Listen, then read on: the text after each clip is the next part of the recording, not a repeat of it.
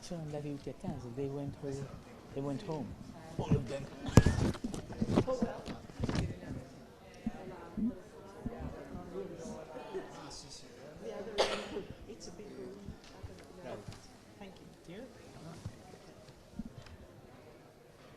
Allora, possiamo chiudere le porte? Chi chiude le porte? Okay, I think we should start to follow the timing. We have 1 hour and a half, and this session is, the topic of this session is education and training. We have 4 representative of associations that are very experts in developing training courses and providing training. And I would like to point out that training is one of the basic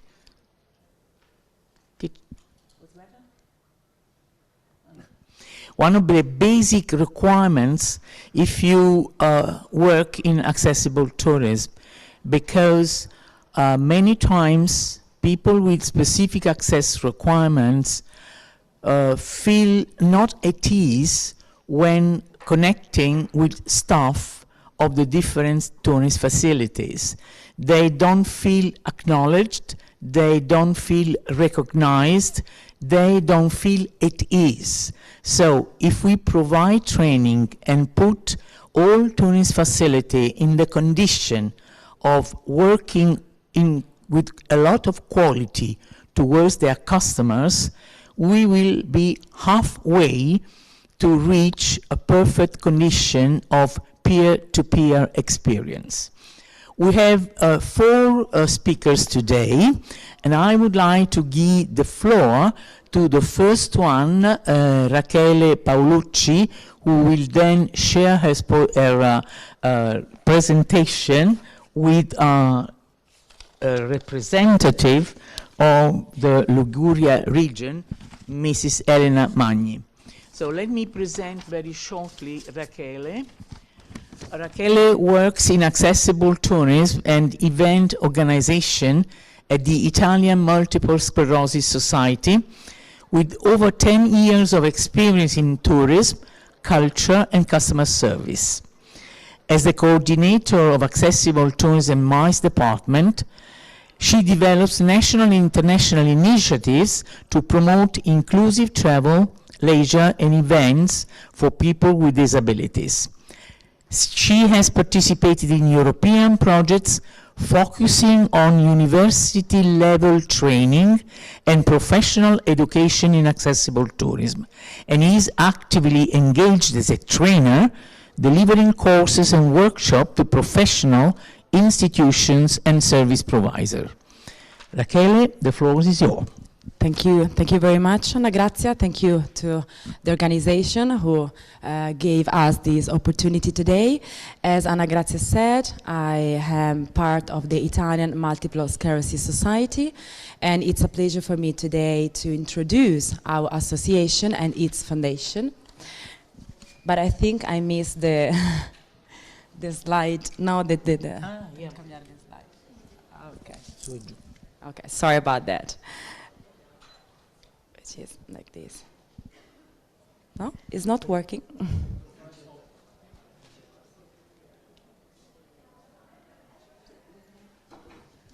Thank you very much. I think it's not working. Oh, okay, now it is. It was easier. Okay, sorry about that. So the Italian MS Society, we have been working for over 50 years to support people with multiple sclerosis in Italy. We cover research, advocacy, services, and, as Anna Grazia said before, inclusion projects. There is also the foundation. The Italian MS Foundation is dedicated to funding national and international scientific research on MS. The Italian MS Society also has a specific accessible tourism and MICE department. We work to remove barriers and to foster accessibility and inclusion in travel and inclusion. On the left side of the slide, you can see a person with multiple sclerosis, a wheelchair user in Barcelona. Our commitment is to guarantee equal opportunities and the freedom to travel without barriers for anyone. We offer many services. We collaborate with the municipalities, and that's why I'm sharing my presentation with the Regione Liguria. We work with industry association, university, and we provide many services, including training, professional training at every level, up to the university level. Well, there are many barriers that people face every day. Physical barriers are the obstacles in the environment that limit or prevent people from moving freely. But there are also sensory barriers, so for example, the lack of tactile or audio signage. There are cognitive barriers, so for example, when we have so many information and they are very complex or with confusing layouts. And there are also communication barriers. For example, when there aren't any alternative means of communication or the digital documents are not accessible. So my question for you today is, in your opinion, which are the most complex barriers to overcome? Do you think are the physical, sensory? Well, the answer is not in this slide, unfortunately, because the most difficult barriers to overcome are the cultural one. Physical barriers can be addressed with, for example, technical solutions and targeted intervention. But are the cultural barriers the more challenging because they are in our minds? For example, stereotypes, prejudice, so the misconception about the abilities of people with disabilities, these limit their opportunities. Or the lack of awareness, so insufficient understanding of the specific needs. These lead to a non-inclusive environment and services, and discriminatory attitudes. So what can we do to overcome these cultural barriers? Training. So that's why we are here today, because our association is really engaged in this aspect in training and education. We think these are essential to raise awareness in society and to promote the real culture of accessibility. So we would like to equip professionals, institutions, and volunteer, because we are an association of people with disability, and we have volunteers in our association with the knowledge and skills to make inclusion a reality.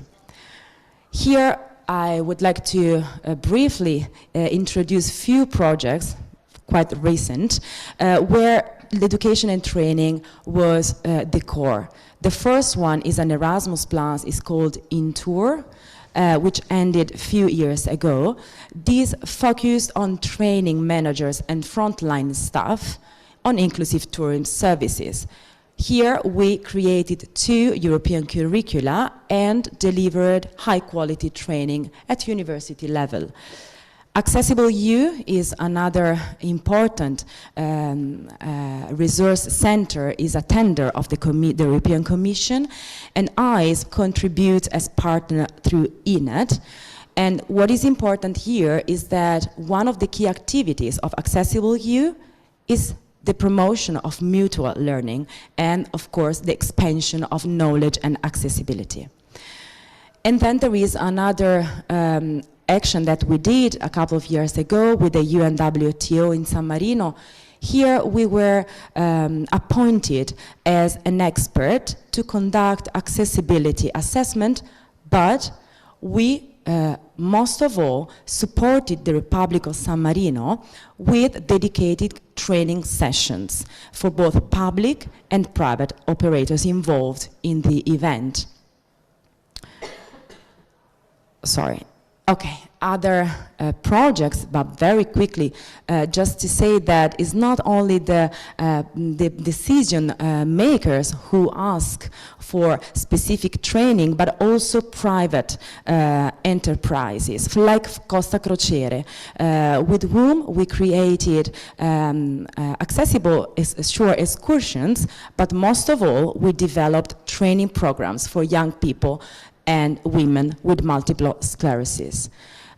Easy Go Out is a national initiative. What is important here is that we trained over 600 young volunteers on these topics, on the accessibility in tourism, but also in all the public facilities. The last project that will then Elena Magni show you better than me is the guides, Accessible Beaches and Hotel Guides. Here, AISM trained all the volunteers and also the public sector of Liguria region on accessibility-related issues. Which is our approach? Well, our approach is a person-centered approach. We think that we have to work on personas, on people, on persons with disabilities, and not on their disability. It means that the focus must be shifted from disability to people's desires and requirements. This is what we do in our workshops, in our lessons. We prepare some personas. For example, here you have Pietro, is a grandfather. Yes, he has an impairment, he's a deaf, but his greatest passion is to go to the mountains with his grandson. So what our students do, they start thinking about Pietro, his fears, of course, his expectation, his desires, and according to that, they create a specific tourist offer, which of course must take into consideration the accessibility needs of Pietro, but of all the others persona that we create. Here you have many, you can see many persona, Federico, Giorgio, so it's a lot of people, a lot of potential tourists. And what is interesting here is that the students at the end of the workshop, maybe they have two different persons with the same disabilities, but they create completely different tourist offers because they base their tourist service, their tourist package on the will of the client, not on their disability. So this is a very important approach, and we think is what is needed to make the service person-centered and of quality. So now I give the floor to Elena Magni because there is a very short focus on a project that we are working with. We are working together. It's called Liguria for All. So I give the floor to Elena, if you want to introduce. I would like to welcome Elena Magni. She's worked for 20 years at the Lombardi region on international relations and business internationalization. Since 2010, she has been manager of sustainable tourism at the Ligurian region, leading strategies for responsible and inclusive tourism. Committed to accessibility, she manages EU and national projects and created the Accessible Hotel Guide to make Liguria welcoming and barrier-free for all. Please, Elena, the floor is yours. Thank you very much. First of all, I'm representing here a public board. Yes, I'm not Luca Lombardi. Luca Lombardi is the minister, and I'm supposed to substitute him. As a public board, first of all, we had to make a reflection about our territory and about the opportunity that we give for the tourism for all. And first of all, also thinking that in our region, more than 1/3 of the population is over 65. So it means that they probably have a lot of needs. This kind of people have a lot of needs, and we decided to put in our political path, means the regional economic and financial document, a specific objective within the framework of sustainable tourism dedicated to strengthen and promote the sustainable use of inland and coastal areas, focusing on accessible and inclusive tourism. Scusi. No, sbagliato. Sorry. We manage funds. The Minister Locatelli this morning spoke about some funds that have been given to the regions. We started to manage funds for inclusion in 2022 with a specific fund dedicated, and we are now managing another 2 million fund for the still for the implementation of accessible tourism, and with some regional funds that we have in cooperation with our agency for tourism and also with AISM. We decided in 2023 for the first time to realize this guide that I'm presenting today, and you can find a lot of information on our stand, which is just outside here. We also dedicated other funds to develop infrastructures with other funds from the Ministry of Tourism. What we believe, basically, we believe in the dialogue, putting the person at the center, as Rachele was telling. We believe that the most important thing is to dialogue with all the people, all the association, all the stakeholders that deal with people with problems, let's say. For example, we work, of course, at the office with the Agency for Promotion, the Regional Disability Council, ENAT, Liguria, AISM, and other volunteers that we have, and basically also with the municipalities, because they, sorry, okay. Another thing that we think is very important, since we all live in a social time, social period, is to implement the Accessible Liguria section on our website, which is La Mia Liguria. We started with a few experience, and now we are every day fostering this website and the information that we can give.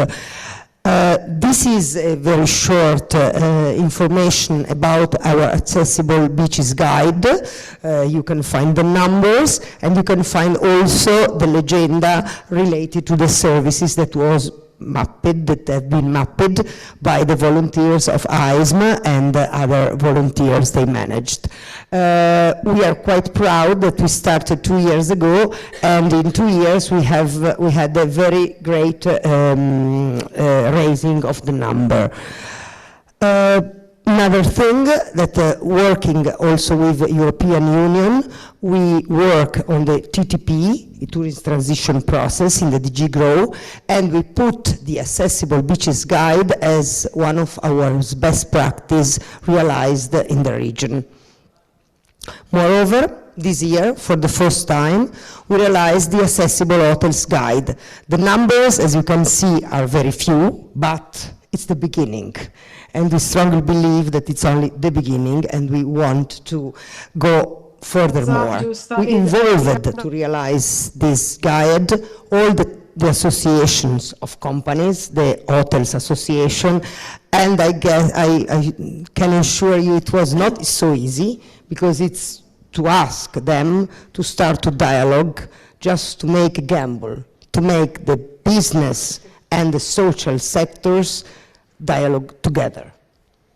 And last thing, this is my minister, Luca Lombardi.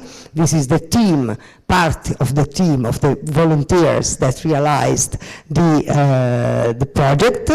And as I told you, we are very proud that the volunteers have been trained from the consultants for disability, and so we realized together with AISM online training, starting from another kind of training, and so they can map everything, and the project will go on and on.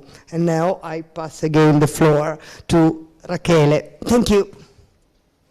Thank you, Elena. No, it's just a quick sum up, a conclusion that we share completely with the Regione Liguria. So we think that integration and collaboration is a must between institutions, associations of people with disabilities, and citizens.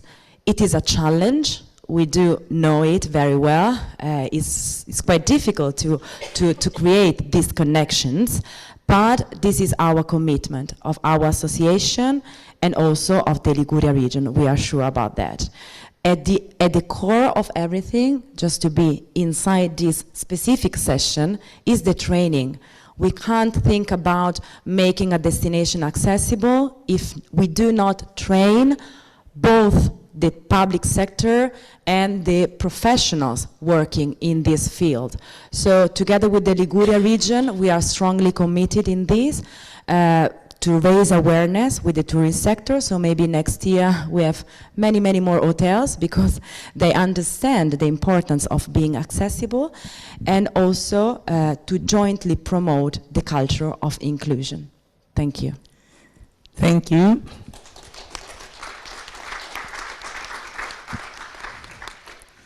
Well, thank you very much to both of you. And it's quite important, we saw that the training part is strongly connected with the public area. I mean, probably no guide could be published without the help of training professionals.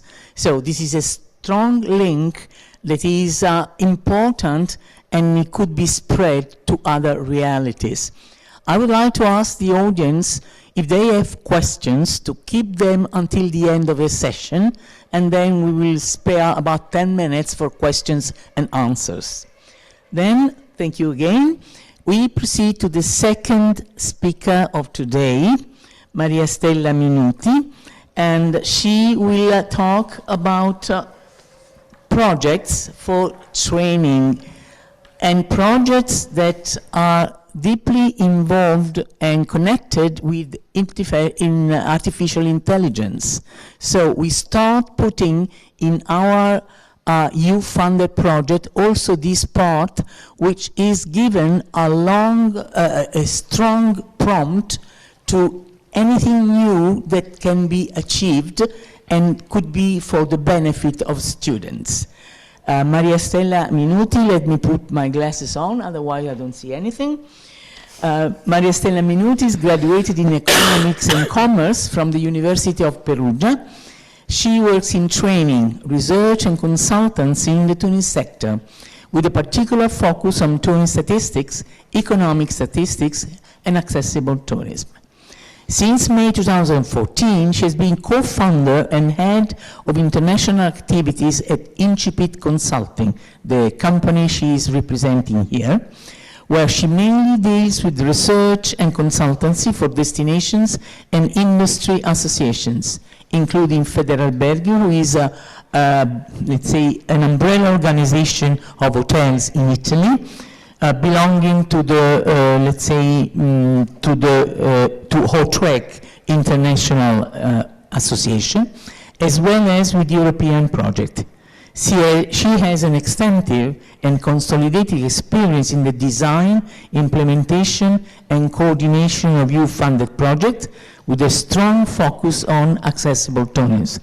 And I'm glad to say that she is a good coordinator, because as ENAT, we've been working with Stella in many projects, and she coordinated us very strictly. Stella, the floor is yours. Thank you very much, Anna Grazia. And first of all, of course, I'd like to thank the organizer of this important event for giving us the opportunity to participate and to present our activities in this important sector, which is accessible tourism. In my presentation, I'm going to show you some examples that showcase new approach and tools in accessible tourism training.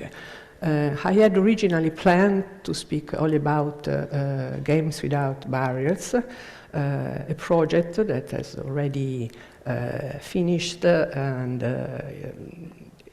with success. But however, since a new project, DigiTour, has been recently approved and launched, I decided also to include the DigiTour project in my presentation, also because this one is focused on not really focused, but it includes also a topic of artificial intelligence, as said Anna Grazia before. So we will start with the first one, the one that was, which perhaps is the other, like this. Yes, no, this one. Okay. So the first project I'm going to present you is Games Without Barrier Projects. An extended name was Game-Based Learning in Initial VET for Accessible Tourism. It was carried out by a partnership coordinated by my company, INCIPIT Consulting, and made up of six partners, 3 vet schools in Italy, Romania, and Spain, and 3 technical partners with expertise in accessible tourism, and we are proud to have had ENAT as partner in this project, an Italian company with expertise in game-based, digital game-based learning, and Consorzio Itaca, another Italian company with expertise in dissemination and communication. Why we decided to submit Games Without Barriers project? For many reasons. At first, because accessible tourism, as we heard this morning, is an important sector with great economic value, but still untapped. This potential is untapped because of lack of staff trained to cater for customers with specific access needs. And there is a poor mainstream training offer on accessible tourism across Europe.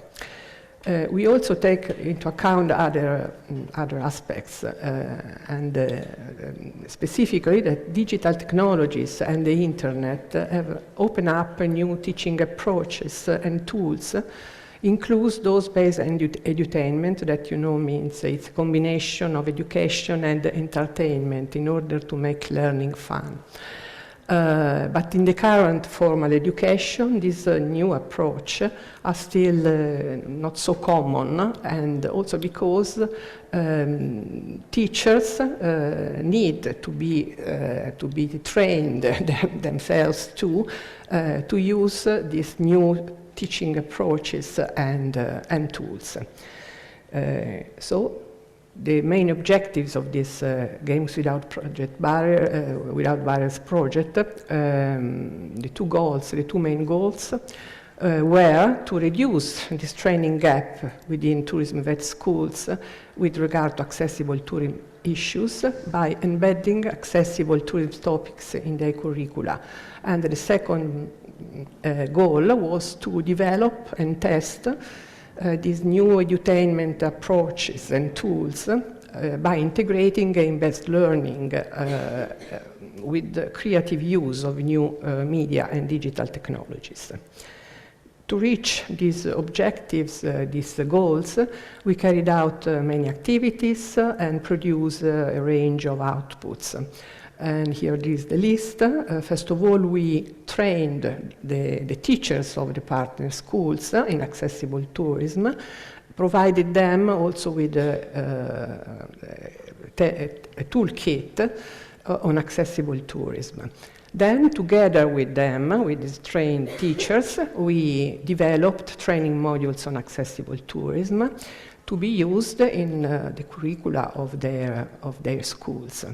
And we also produce a supporting toolkit for planning and carrying out training activities according to this edutainment approach. And finally, but most importantly, we produced the main output of the project that was a game-based web app on accessible tourism. Here you can see how the web app appears on a computer or on a mobile phone when you open it. So as I said before, this web app was a tool with the aim of teaching concepts and develop skills related to accessible tourism. And to doing so, we used a combination of three very important techniques, powerful techniques, game-based learning, gamification, and storytelling. Game-based learning means that the game itself becomes a learning tool to achieve specific learning objectives. With gamification, the gamification enriched this by including typical game elements in order to boost motivation. So the typical game elements are challenges, missions, points, ranks, rewards, levels, and so on. For example, in our web app, we have 4 missions with many mini games for many challenges, and the user learners, when they complete these challenges, they achieve gems and stars, yes, as rewards. They compete on a leaderboard and they move through 3 ranks, starting from trainee to skilled to guru, which is the best rank they can reach. And then the third element of this web app is storytelling. The players, in this case, becomes a character in the story, as my colleague told you before. And this is, again, a powerful motivator for engagement, and an engagement tool. Here, I'd like to show just 2 examples of the games we put inside the game-based web app. The first one is a game that reminds to a Space Invaders game, where in this case the users will eliminate the invaders by replying correctly to some questions that the app shows. The second one is another task regarding, in this case, dietary requirement, which is developed with a nice graphic to boost the involvement of the players, of the users, the learners. So let's see this. As you see, the graphic is like the Space Invaders. Perhaps, I don't know if you can, because also the sound reminds you of the Space Invaders. Yeah. And here, of course, if you reply correctly to the answer, you manage to eliminate the invader. If you don't reply correctly, the game is over and you have to start again, and until you reach the end of the game and you have eliminated all the invaders. I'm going on in order to finish. The second one, as I said before, it's about a dietary requirement.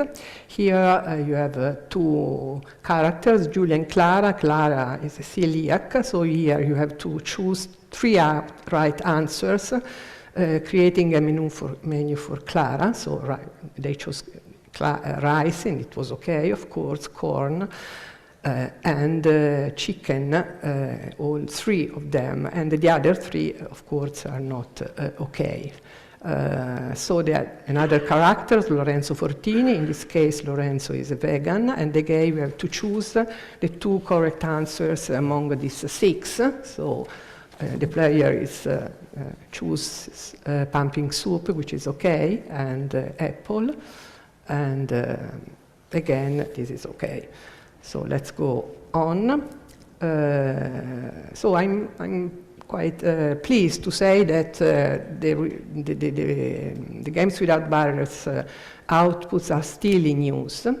For example, in the Romanian partner school, accessible tourism modules, the one we developed in the project, are introduced over the 4 years of study. And during the thematic week School in a Different Way, they organized all students attend modules on serving customers with specific access requirements and use the app, which proves highly engaging for them. This proves that the durability and sustainability of the project outputs, even beyond the period of implementation of the project. Now, I'm going to present the project that I said at the beginning has just started, the 1st of October. It is again an Erasmus Plus project. And in this case, the partnership is made up of 6 partners, coordinated by my company again, 3 secondary schools in this case, because it's in the field of school education, not vet education, and 3 schools in Italy, Greece, and Romania, and 2 technical partners. Again, ENAT is with us in the partnership, and an Italian company with expertise in gamification, digital gamification. We decided to submit this project, which is in somehow a follow-up of the Games Without Barriers, because as you see before, the extended title of the project is Digital and Gamification Skills for Enhanced Tourism Experiences. So again, it is based on edutainment like Games Without Barriers.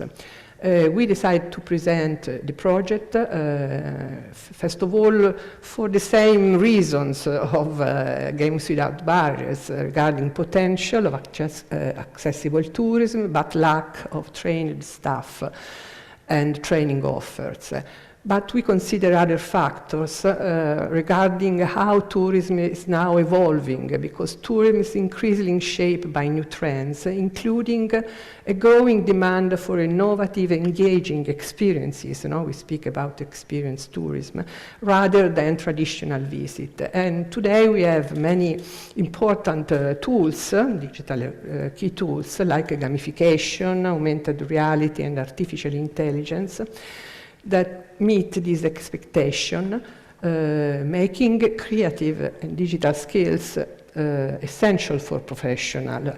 And so it's important that the school equip students, first the teachers, because again, these topics are not very well known by teachers in the school. So first teacher and then students with this skill to prepare the future workers in the tourism sector to meet the new expectation of the tourists.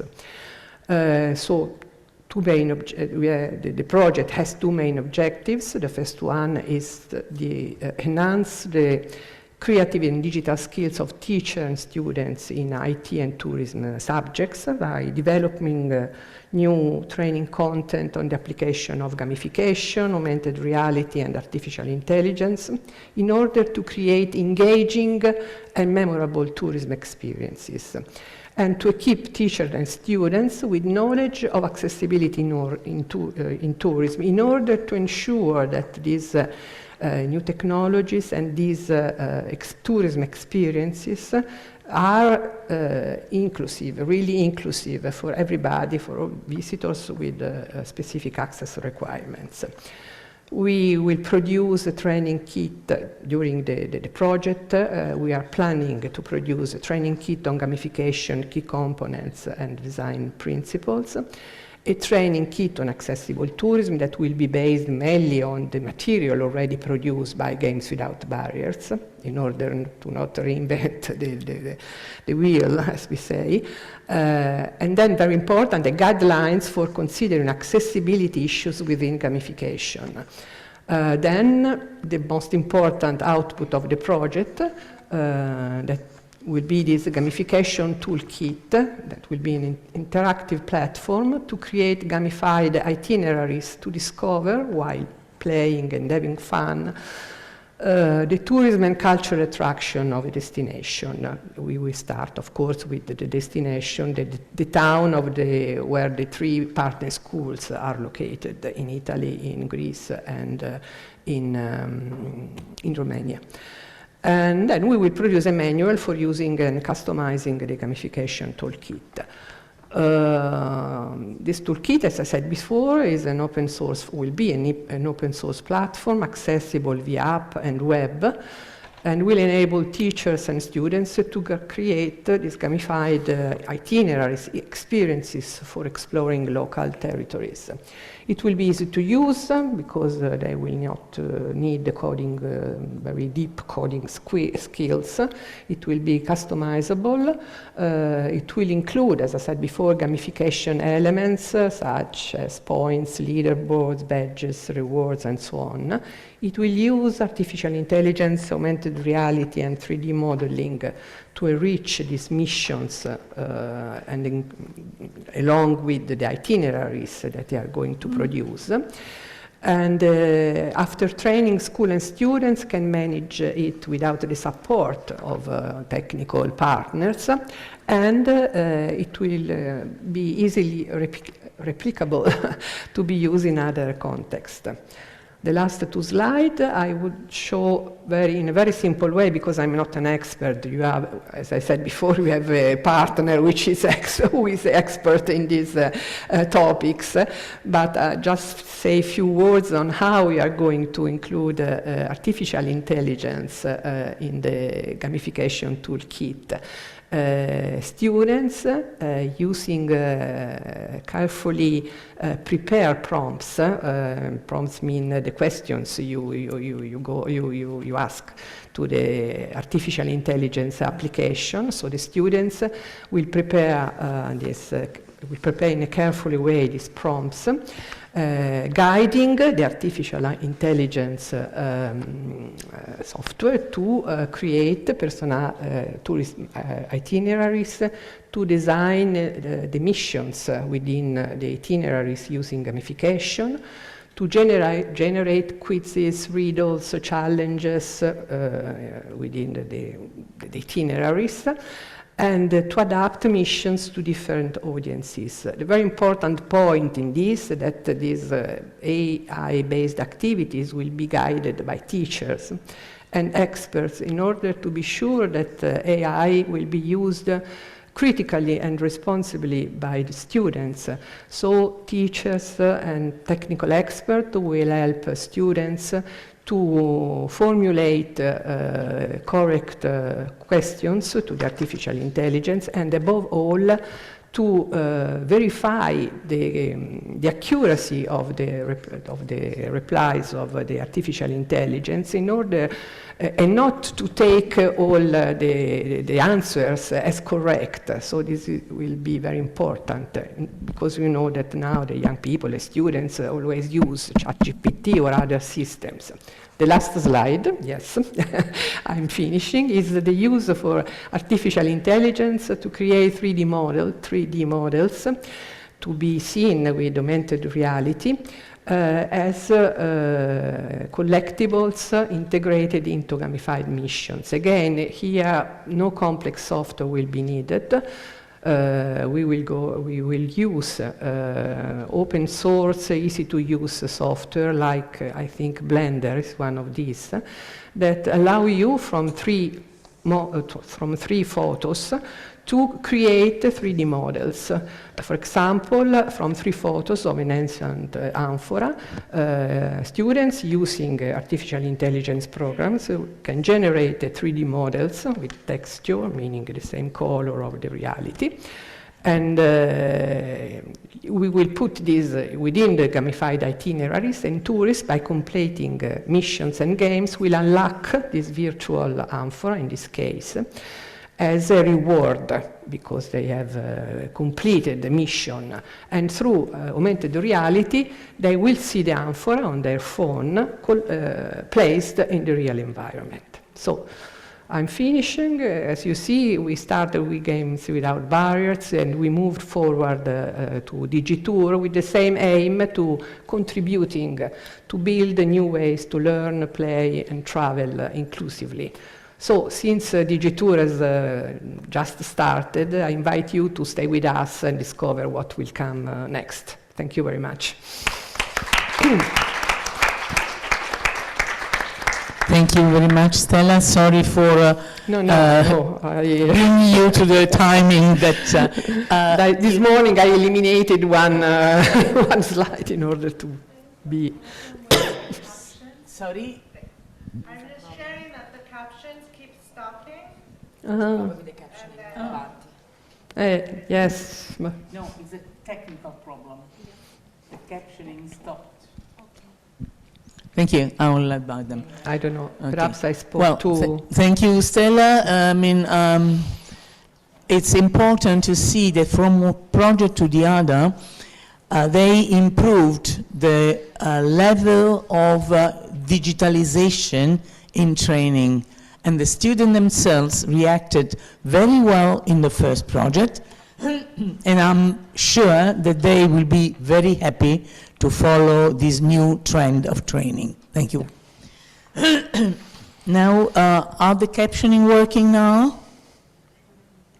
No, I think no? it's just... Ah no, yeah, the stanno Italian funzionando I sottotitoli? No, okay. now it's... I think it's... Anyway,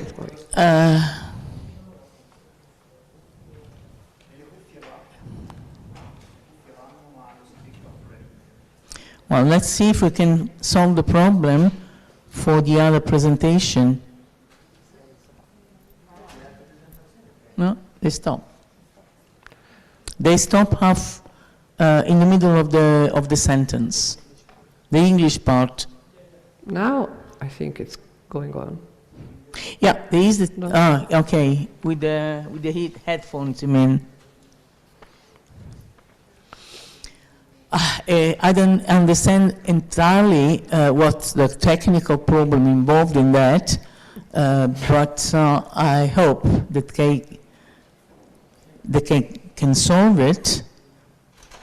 It looks like now it's working. Anyway, let's go to our third speaker. Just a brief introduction. Themis Havartzi-Stringer. She is a blue badge tourist guide, and since then, when they got this badge, she has been meeting people from all walks of life and interacted with them. Good people's skill and communication are really essential in guiding, and accurate and sensitive representation of cultural heritage is what is expected of tourist guides. Currently, she is an officer of the Executive Committee of the European Federation of Tourist Guide Associations, and in this capacity, she travels to Brussels regularly, representing tourist guides in EU tourism and heritage-related issues. She's been involved since 2013 in this T-Guide project, which had a very important and interesting follow-up, and she will talk about that. And in March 2016, she delivered the first ever training course on the subject in London. The subject is training people with learning difficulties. And now we would like to listen from you what came after that. Thank you. Thank you very much. Good afternoon, everybody. My name is very long, I'm afraid. It is Themis Havartzi-Stringer, but I answer to anything, including thermos. Anyway, we won't go there. I am 1 centimeters tall. I have dark hair. I'm wearing glasses with a pink frame. I'm wearing a white top and black trousers. And I'm sitting down currently. And for anybody who might be interested, my pronouns are she and her. I have done very many things in my life. I started as an archaeologist, I trained as an archaeologist, then I did a degree on World Heritage Management. I trained to become a guide, which was by far the most difficult thing that I have ever done in my life. It was really a real proper education. I've managed a photographic archive, and I have been working as a tourist guide since 2010. So I have almost a long experience in guiding. I am working as a guide at the moment, but I'm also a trainer, both in the UK, the United Kingdom, in London, but also on a European level for the European Federation of Tourist Guide Associations. And today, I would like to talk to you about T-Guide. What is T-Guide? Well, as it says on the title, it is a certified training course for professional tourist guides to guide visitors with intellectual disabilities or learning difficulties. It is specifically for tourist guides, and really the aim of it is to enable visitors to have meaningful tourism experiences with a professional tourist guide. But how did it all come to happen? Well, you have to go back almost 15 years when I was a very newly qualified tourist guide, and a friend of mine said, well, we have this project that we're working with the European Network of Accessible Tourism. Do you want to get involved? And stupid me said, yes, why not? Fast forward 15 years almost, and the cooperation was very fruitful. The European Federation of Tourist Guide Associations, FEG, to say it shortly, and ENAT worked very hard under the auspices of a Leonardo-funded project to provide the competencies for this training. Originally, there were 9 partners. There were universities from Spain involved, technical supporters, and eventually, as Maria Grazia said, in 2016, we had the first training session in London, UK, where we provided the training for tourist guides. So what do we do when we have to train somebody to become a specialized T-guide guide? First of all, the interested guide needs to do an online training session where they read about different intellectual difficulties or disabilities, and they have to answer a questionnaire online. Then they have to do a second disability questionnaire, as we call it, and they have to achieve at least 60% to be accepted to go to the third part of the training, which is a 2-day face-to-face training session in a classroom. This face-to-face training session includes lots of learning theory, but also practical guiding exercises and simulations where we get ourselves into situations where we might have people with learning difficulties and see how we react in those situations. After we've completed all these steps, this is not the end. Actually, this is the beginning, because the guide then needs to go through 6 months of finding an actual group with learning difficulties, proposing a guided tour for them, which could be in a museum, it could be in a gallery, it could be a walking tour, depending on the level of ability of the group, and write a portfolio where they document what they have done in this training session. So they're putting all their theory into practical use, and they're reporting about it. Well, why do we do all this training? Well, to me, it's a no-brainer, really. Why wouldn't we do all this training? But actually, there are 3 very big, major reasons why we do the training. Morally, because it's the right thing to do. We absolutely should be doing training like that. Legally, because it's a requirement. And commercially, because after all, we all have to eat, even tourist guides, because it makes very, very good sense. And yes, legally, as tourist guides, we are expected to cater for all different segments of society, but that's not where we actually stop. What we really enjoy is this. Why do we bother? These are two bits of feedback that a tourist guide in London got. She reported that while she was doing the training and she delivered her practical session with a group, it was extremely rewarding for her to work with them.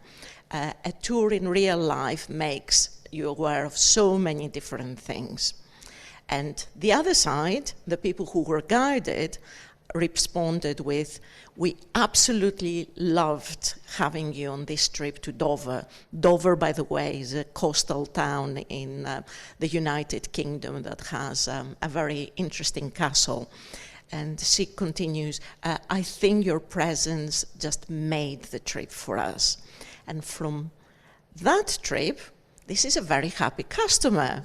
This is a young man who is sitting on a replica of a Henry II throne, King Henry II throne, should I say, and he pretended to be a king for the day. He really, really enjoyed it. Actually, we couldn't get him off the chair for very long periods of time. And here he's together with his friend who he acknowledged but made him sit on the smaller chair, as you can see in the picture. And this is from a different tour, again delivered by one of the guides in London. This is a young man called Adam, who is from the Oak Lodge School, and he writes to his guide, "Dear Richard, really like the Tower of London." He must be the first person to ever like the Tower of London, but anyway. His favorite room, Adam's favorite room, is the King's Room, and he signs "Love from Adam." So I think that really says it all. That's exactly why it's good to have this kind of training. But there are also other benefits for tourist guides who complete this training. It is going to personal development. Lots of our associations require a set amount of training hours per year. It is the opportunity to reach, for us, a market that is not necessarily very much explored. Guides who qualify are included in the ENAT and the FEG website. It is a general promotion of the work that we do as tourist guides, as professional tourist guides. And finally, we give something back to society. Well, this is a picture of me, but 15 years ago, as a newly qualified tourist guide. I haven't changed not a single day, or so I say. But when I qualified, I looked like this. Today, we have tourist guides from all these different countries, European countries, like Austria, Cyprus, Denmark, France, Germany, Greece, Hungary, Ireland, Italy, Portugal, Sweden, and the United Kingdom. And very soon to a country near you, something like that. And I mentioned about financial sense. Does it make financial sense? Absolutely right. In 2023, we had the best tourism year ever, according to Eurostat. So these are just some numbers. I'm sure you'll hear all sorts of different numbers throughout these 2 days.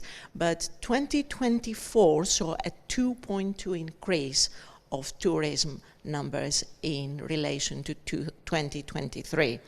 So lots and lots of international guests. The majority of people went to Italy, Spain, France, and Germany. And of course, this means that because we had many people, more people arriving, we have many more people requiring accessibility. 1 in 5 visitors have special access requirements. And according to ENAT figures, we need to take into account all these, not only because people have accessibility issues from birth, but because people develop them in later life. We are an aging population, especially in Europe. So 1 in 5 people at the moment are above the age of 60.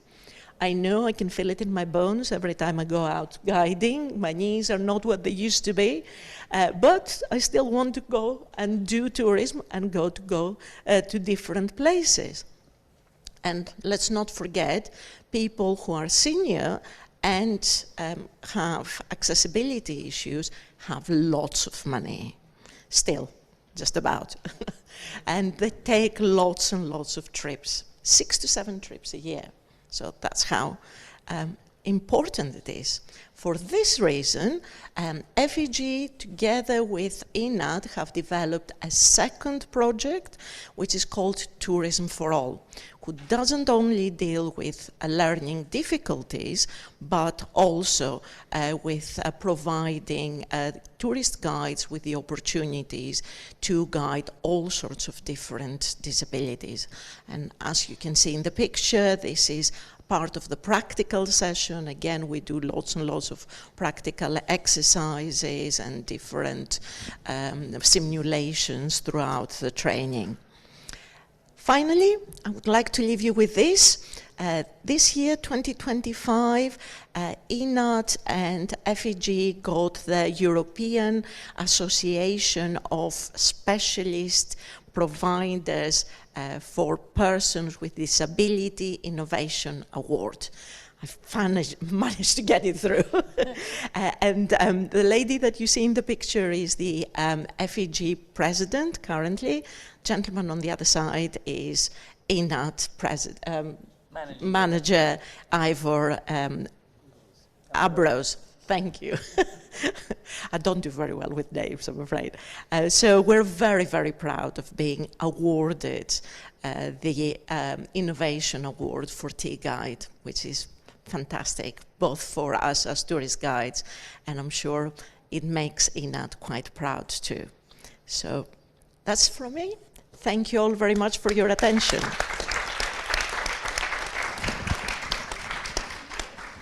Well, thank you. Thanks a lot, Themis. Because besides the fact that, of course, we are happy because the T-Guide project started with us and other partners, of course, years ago, but we are very happy that it brought to the situation of nowadays with so many T-Guides prepared to guide these tours for people with learning difficulties. As a matter of fact, guiding is an important part of any travel, and guides have the responsibility of looking apart from mentally disabled people. They have to look for everyone in their group, which might include disabled persons with other type of access requirements, and be ready to intervene and solve critical situations. So it's a big task on you. Thank you. Thank you. And now we refer to the last, not least, speaker of the day, Veroniek Maat. And I would like to introduce you very shortly. We still have time, so don't worry, you don't have to rush. But I have to find the document where I have all your, and you know, normally I'm not the most, aspetta, sta qua sicuramente. I'll find you, don't worry. Yeah, here it is. Here it is. Okay. So, Veroniek is an old friend. We met in different projects, and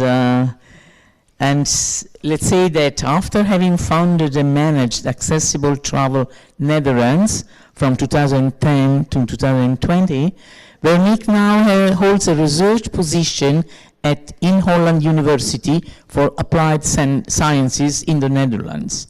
She uses practical knowledge to advocate for integration and education about accessible tourism in higher education. During her upcoming professional doctorate research, She will monitor the progress of integrating inclusion and accessibility in tourism education. Furthermore, she will adopt the design thinking methodology to work with stakeholders across systemic levels of co-design and test intervention to improve knowledge and expertise in the working field. Well, quite interesting, and I will make some comments at the end of our presentation. The floor is yours. Thank you, Ana Grazia. Well, you did a very good introduction of me already, so I don't think I have so much to add to that. This is on the right, there's a picture showing of the time where I was working as a tour operator in Amsterdam. I organized inbound accessible travel for visitors from all over the world. And we developed tours through Amsterdam by foot, but also by bike. And this is what you can see in the picture on the right. There's a bunch of adapted bikes and a group of people who are traveling or cycling from Amsterdam city center to Amsterdam North. They are taking the ferry to the other side of the city and taking a leisurely cycling tour over there. This is one of the tours that we developed to give people like an authentic experience of Amsterdam. And yeah, otherwise we organized shore excursions, city tours in the center, canal cruises, tours through to the windmills and the tulip fields, like all the typical places everyone wants to see. So in 2020 I decided to transfer the company to another larger travel agency who was also organizing accessible tourism, but mostly outbound, and they decided to also take on the inbound travel. And the company Accessible Travel Netherlands is still there, is now being managed by Sylvia Cousin in the Netherlands. So with all this practical knowledge I've gained throughout the years, and now having this research position, I suggested like a year ago with my research colleagues to write a book about accessible tourism, an e-book that would be useful for students, teachers, and people working in the tourism field to understand like the basics of accessible tourism, and get some like hands-on tools to actually start taking action and making experiences more accessible. So I wanted to present you with like the working title of the book, and I would really like to hear from you afterwards what you think of this title. It's called The Imperfect Tourist, Know-how and Practical Tools for Co-Designing Accessible Experiences. And besides from hearing from you about the title, I would also be very curious to learn from you what kind of tools you would like to see in the book, which could be helpful for students and other learners. So as Ana Grazia already introduced, I'm starting a professional doctorate from January, and the main research question will be how can the tourism value chain be improved to strengthen accessible travel chains and expand tourism opportunities for people with disabilities of all ages, their families and support networks in the Netherlands. So this doctorate pathway will take 5 years, so I have like a lot of time to work on interventions with the tourism field and students and teachers. And the idea of a professional doctorate, so not a PhD, but like a more a professional doctorate, is that you can work with people in the tourism field or in the sector and actually talk with them about the ideas you have, the solutions you suggest, and test them with them and improve it with them.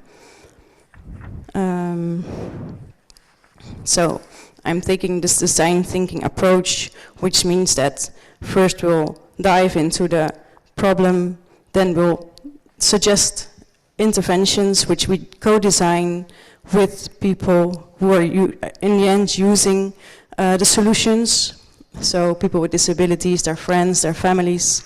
Then we test these interventions and eventually we'll make prototypes and hope. Hello?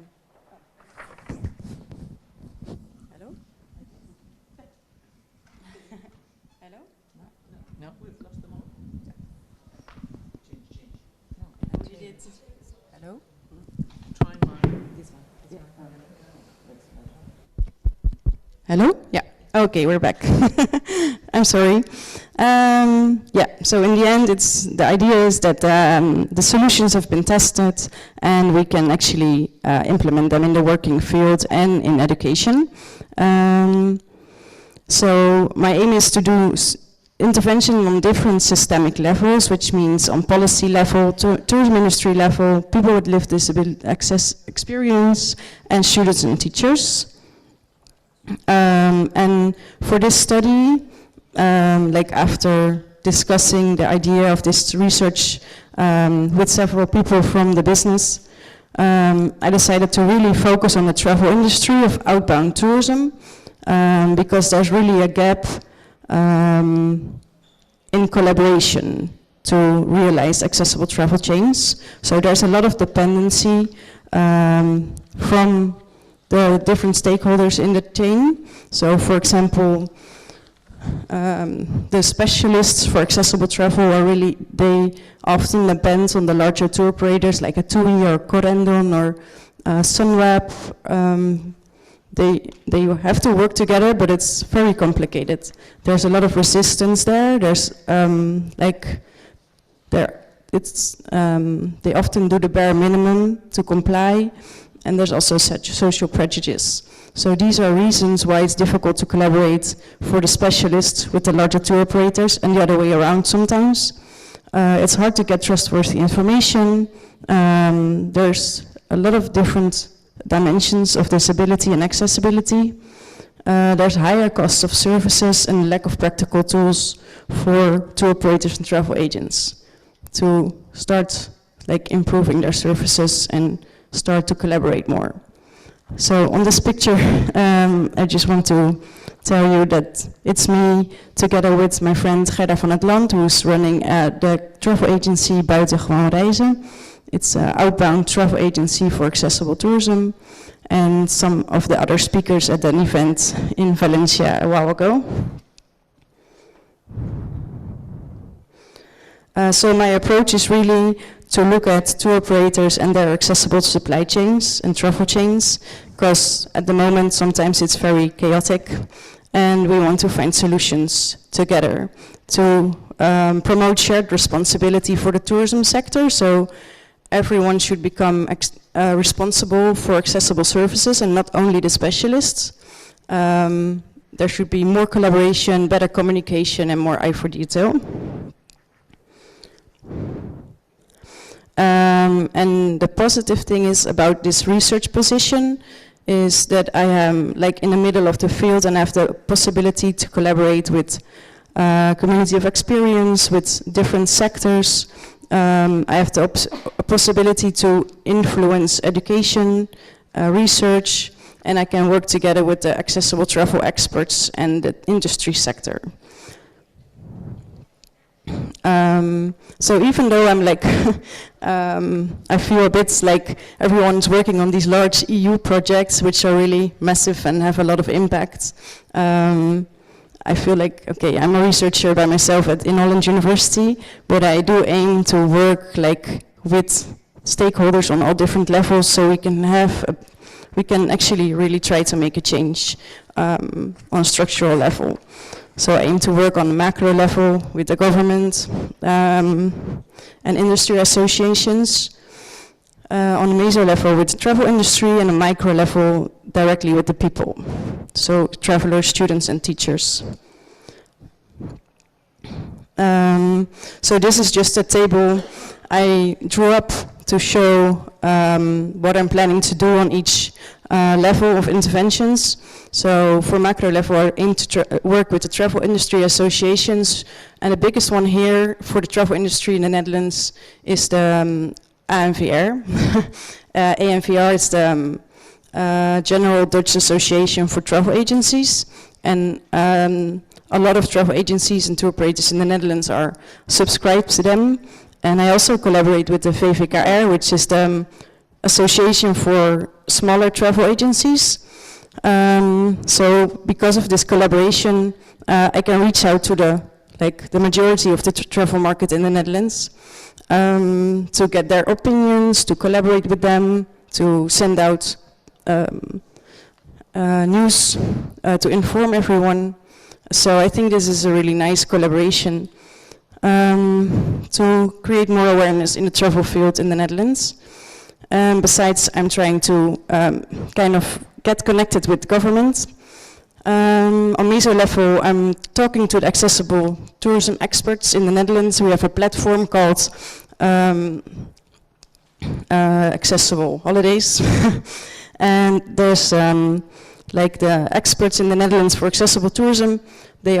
Most of them are subscribed to this platform, and we meet once in 3 months and we discuss the main issues. And with them, we're going to build like a database of knowledge which they agree on to share, because they don't want to share all their knowledge about accessible tourism, because they all want to keep their own like unique position in the field. But there is knowledge we can share, for example, about paying for accessible holidays, like the prices, the care costs. These are very complicated issues which they can share their knowledge about. We're going to develop an e-learning for mainstream tour operators and travel agents to build like a basic knowledge about accessible tourism. And the book is also part of that, connected to it. And on the micro level, I'm going to work with travelers and tourists. I'm talking to an association in the Netherlands. It's called Iedereen, everyone included, and they are covering for about 500 disability organizations in the Netherlands, and we are going to collaborate on forming like a counseling board of users, of travelers with disabilities, like to form a group of people with experience that can guide, who I'm gonna do like co-design workshops with, to find out about their issues with accessible travel.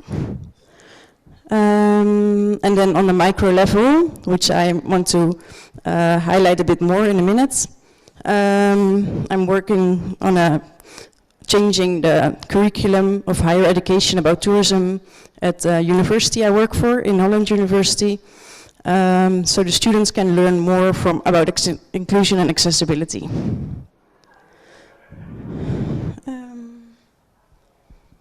How about the time? No, it's okay. Go Yeah, okay, okay.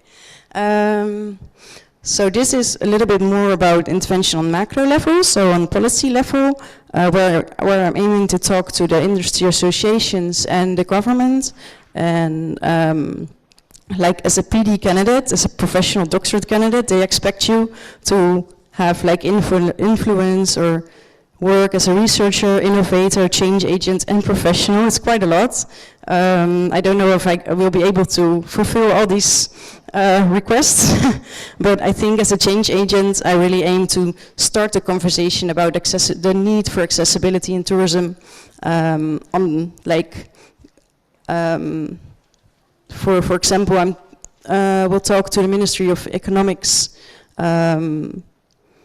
with a person who has now got the task to talk about accessible tourism on that level, and we are going to try to see if we can make sure that the Dutch Tourism Board is finally going to include more triggers for the Dutch tourism industry to talk about inclusion and to start becoming more inclusive, because this has been lacking for the Dutch Tourism Board for years. So I'm trying to make a change there, address the topic, promote shared responsibility, empower stakeholders, facilitate the collaboration, and connect the fields of knowledge.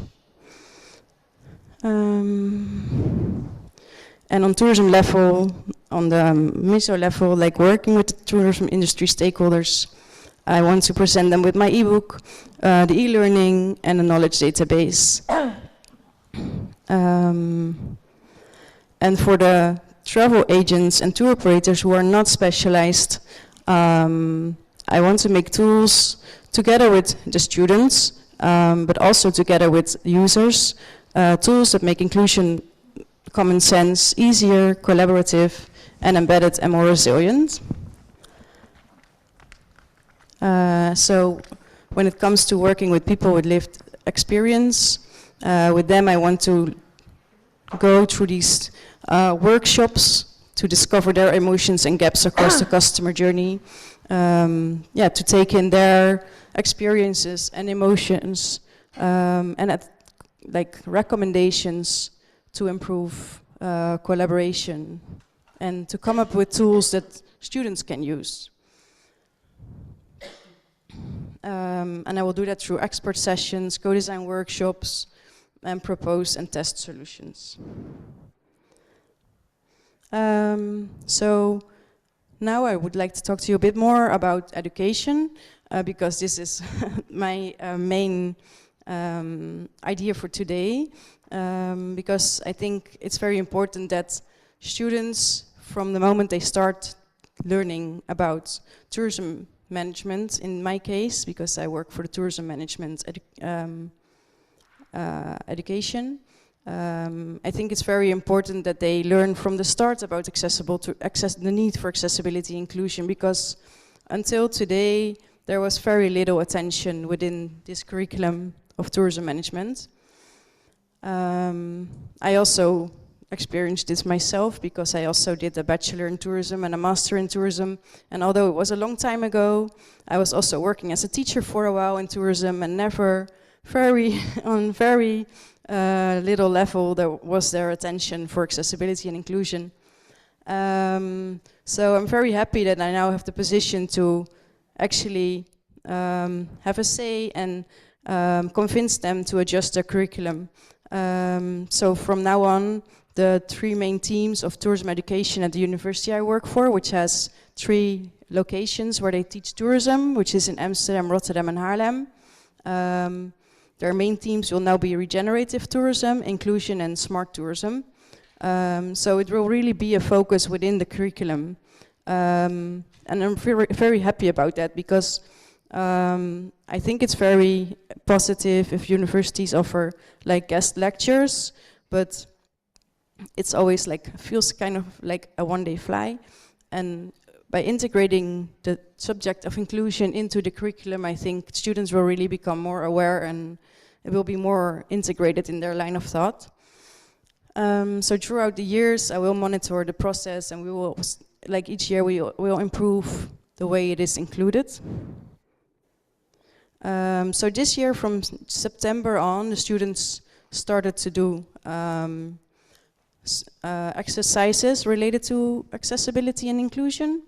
So for example, this is a group of students from the tourism management education in Haarlem, and they all went to like a hostel in The Hague, where they were just getting familiar with the hostel, what is like the hospitality, the employees, and then they also had to do a task like a list of questions about the state of accessibility in that hostel, and they had to talk to the employees about it.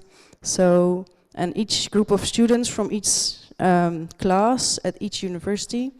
So for example, in Amsterdam, there's 4 classes of tourism students, and then Dutch, and then 4 classes of English tourism students, and then there's 4 classes in Rotterdam and 2 classes in Haarlem. So they all go to accommodations to check the accessibility now. So I think we don't only reach the students, but also a lot of employees working at these accommodations. So I like, yeah. So in year 1 and 2, they will do exercises during each project in each semester. So for example, in the first year, they have a project on marketing, they have a project on running a holiday park, they have a project on policy. So in each project which is about tourism, but like another like another management skill, they will have to think about, okay, so how can we make sure that what we develop, or what we invent, or what we design, how can we make sure that's also accessible and can be used by a large, as many people as possible. And sometimes they will design for as many people as possible, but sometimes they will also design maybe for a specific group of people. They will have guest lectures from different types of people working on accessibility. So, for example, in Rotterdam, they will visit. Okay, now I have to, okay. Yeah, so in Amsterdam, for example, they will have a visit from Amsterdam and partners who are working on digital inclusion. And in Rotterdam, they will have a presentation by someone from the city council. So we will have like different types of presentations, and their excursions will focus as well on accessibility as well. So, and then in year 3, the students can choose a different minors, amongst which are hospitality management and urban leisure and tourism lab.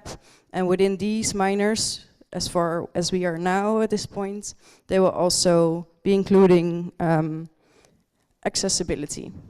And then in the final year of their studies, they will do a final track, which means their thesis or product development.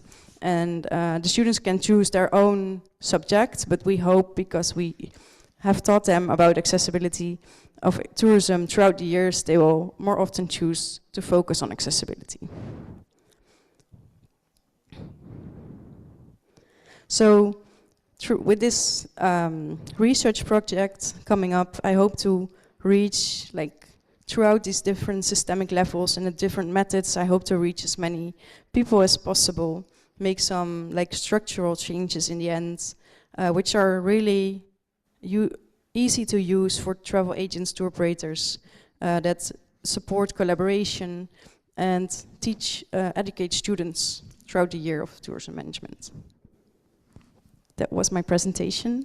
So I advocate for inclusion, for a more inclusive travel industry, for positive change on health and quality of life in the end.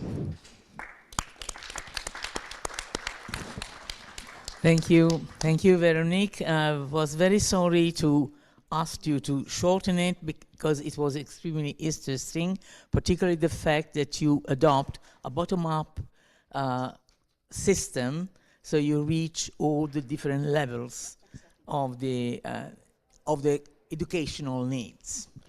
So now we can have a few questions, well, let's say 1 or 2, because we have 5 minutes before we close the session from the audience. If there is anyone raising the hand and wanting to put a question to the speakers, waiting for someone to, let's say, to try to be the first, I would like to ask a question to all the speakers.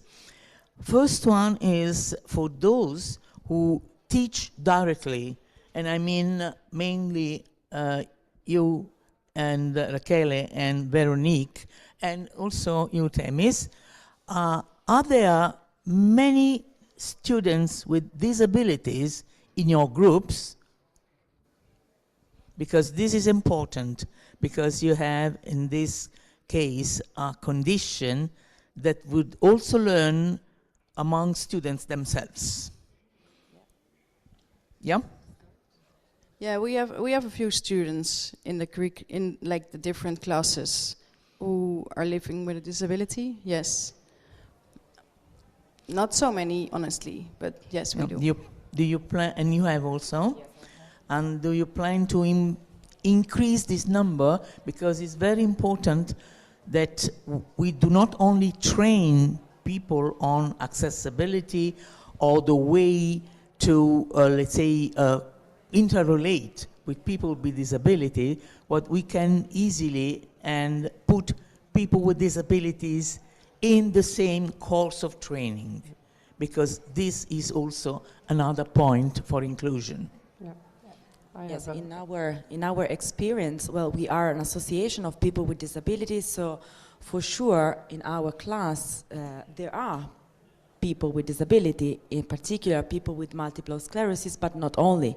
For example, in tour we had also visual impaired students, and what is interesting from our point of view is that it is very important to let people with disability know that it's possible to travel, but it's also important to let people with disability know that they can work in the tourism field. So that's why, in our opinion, it's fundamental to make accessible lessons to all. Not only for people with physical impairment, because of course the multiple sclerosis is quite it. But we do also have people with other disabilities, because multiple sclerosis is a very difficult disease, and it includes many aspects, sensory, cognitive, and so on. So to reply to your question, yes. Okay. You wanted to add something? Oh, okay. Oh, yeah, probably for the next session. You are coordinating and moderating it, so you already sit here. Yes, me too. I have experience with students with specific access requirements. I just taught in a master at University Roma Tre in Rome, and there was a girl, a blind girl in the classroom.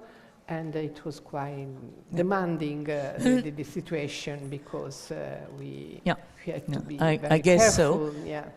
But, you know, I'm very happy to have got these answers from you, because any questions from the audience? Yes? No, you have to come.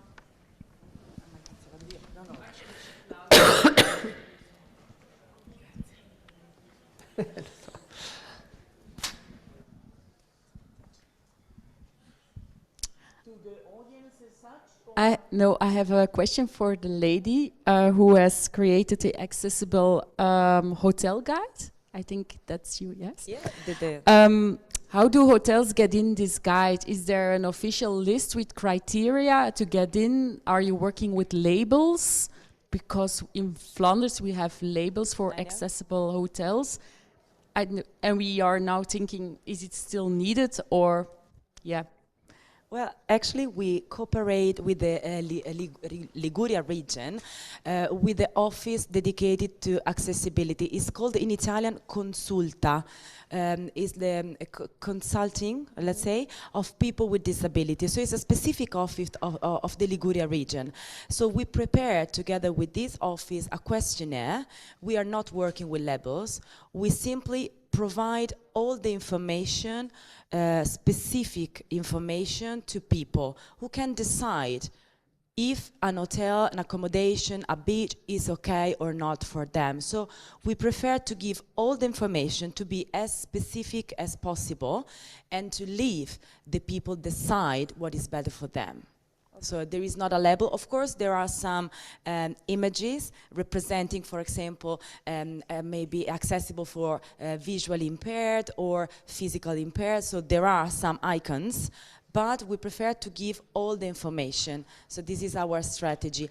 We have questionnaires and we have volunteers who go physically to each hotel for the screenings, to do exactly, to answer to all the questions and report to the consulta, to the accessibility office of the Liguria, who check the answers and decide whether it is an accessible or partially accessible hotel or beach or whatever. This is how we usually work also in the Italian MS Society. We have a similar project and we also work in this way, giving all the information. Even hotels, if they're still partially accessible, they get into the guide? We specify, because, you know, Liguria is a very difficult territory.